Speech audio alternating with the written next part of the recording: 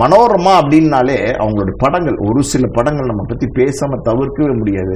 இந்த சம்சாரம் அது மின்சாரம் அந்த படத்துல பாத்தீங்கன்னா இந்த கண்ணம்மான்ற ஒரு கதாபாத்திரம், அந்த படத்துல பாத்தீங்கன்னா அவங்களோட பேர் வந்து கண்ணம்மா, அந்த பேர் வந்து கம்னுகடை அப்படின்னுவாங்க. அந்த விசு, அந்த கமலா காமேஷ், ரகுவரன், அது ஒரு ஃபேமிலி டிராமா. அந்த குடும்பத்துக்குள்ள வந்து பாத்தீங்கன்னா பிரச்சனைகள், பயங்கரமா பிரச்சனை வரும் அப்பாக்கு மகனுக்கெல்லாம்.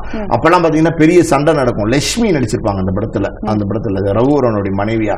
எல்லாருக்கும் பிரச்சனை வரும்போது பாத்தீங்கன்னா மனோரமா தான் அந்த சண்டையை வந்து சமாதானப்படுத்துவாங்க. நடுவு வீட்டுல வந்து நின்றுட்டு யார் என்ன பேசினாலும் கம்னு கடை அப்படின்வாங்க. அப்ப விசு சொல்லுவார் கண்ணம்மா அப்படின்னு, கம்னு கடை அப்படின்னு விசு அதட்டுவாங்க. அந்த கேரக்டர் வந்து மனோரமாவோட ட்ரேட்மார்க். அன்னைக்கு அந்த படம் வந்து சம்சாரம் அது மின்சாரம் வந்து ஓடினதுக்கு மனோரமா ஒரு முக்கியமான காரணம். அதே மாதிரி ஏவிஎம் ப்ரொடக்ஷன்ஸை பொறுத்த வரைக்கும் பாத்தீங்கன்னா மனோரமா 27 படத்தை நடிச்சிருக்காங்க.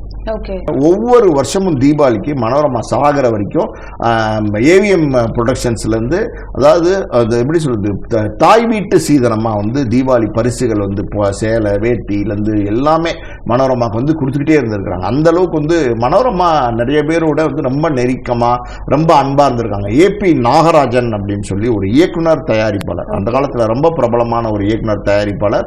அவர் மனோரமா வந்து தன்னுடைய மகள் மாதிரியே தத்தெடுத்திருந்தார். அவர் தத்தெடுத்து மனோரமா காண்டியே ஒரு படம் எடுத்தார், கண்காட்சின்னு ஒரு படம்.